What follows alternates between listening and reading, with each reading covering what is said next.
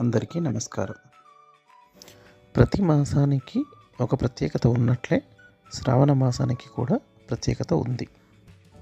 ఈ మాసంలో స్త్రీలు ఎంతో వైభవంగా భక్తి శ్రద్ధలతో తమ సౌభాగ్యం కొరకు వరలక్ష్మి వ్రతం, అలాగే రాఖీ పౌర్ణమి, శ్రీకృష్ణ జన్మాష్టమి, ఇంకా మరెన్నో ముఖ్యమైన పండుగలు జరుపుకుంటారు.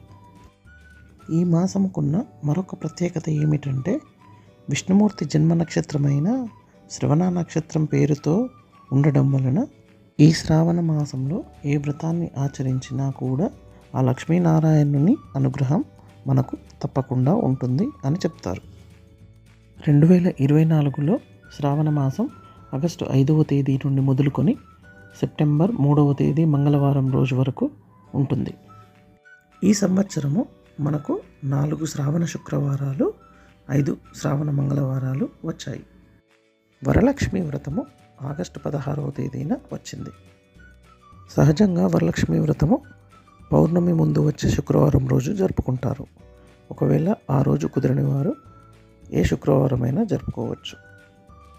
Thank you.